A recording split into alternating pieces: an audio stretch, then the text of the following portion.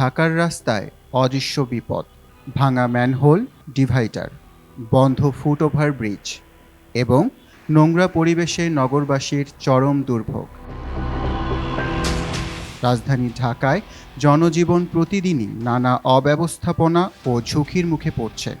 শহরে বিভিন্ন সড়কে ভাঙা বা উন্মুক্ত ম্যানহোল, ক্ষতিগ্রস্ত ডিভাইডার, দেয়াল জুড়ে যেখানে সেখানে পোস্টার, লিফলেট আর প্রকাশ্যে প্রস্রাবের দুর্গন্ধের পাশাপাশি এখন যোগ হয়েছে নোংরা ও বন্ধ ফুটওভার ব্রিজের ভোগান্তি।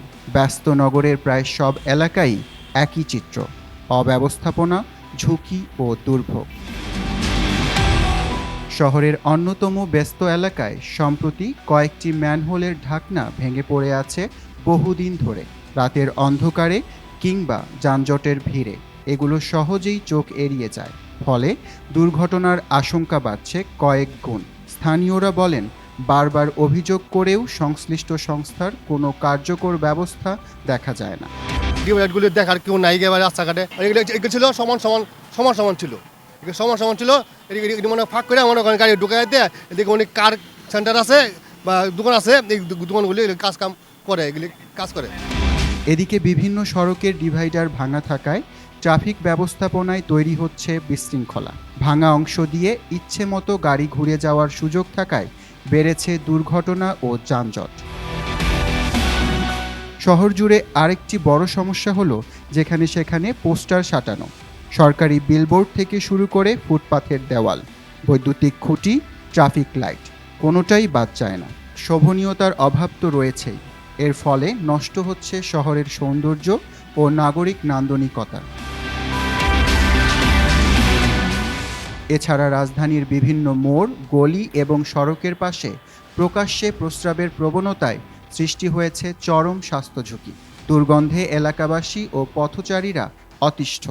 পর্যাপ্ত গণশৌচাগারের অভাব, জনসচেতনতার ঘাটতি এবং তদারকির দুর্বলতাকে এই সমস্যার মূল কারণ হিসেবে দেখছেন নগরবাসী। সবচেয়ে বড় নতুন দুর্ভোগ যোগ হয়েছে ফুটওভার ব্রিজগুলোতে। বহু স্থানে ফুটওভার ব্রিজে জমে আছে ময়লা আবর্জনা, ভিক্ষুকের আস্তানা কিংবা আসক্তদের অবস্থান। কোথাও কোথাও একাধিক ব্রিজ বছর জুড়ে তালাবদ্ধ বা আংশিক বন্ধ থাকায় মানুষ বাধ্য হয়ে সড়ক পার হতে হচ্ছে প্রাণ ঝুঁকিতে।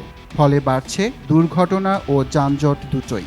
শহরবাসীর প্রশ্ন, পথচারীদের নিরাপত্তার জন্য তৈরি এ সুবিধা বন্ধ বা অচল পড়ে থাকবে কেন? নোংরা পরিবেশের কারণে অনেকেই ফুটওভার ব্রিজ ব্যবহার করতে চান না।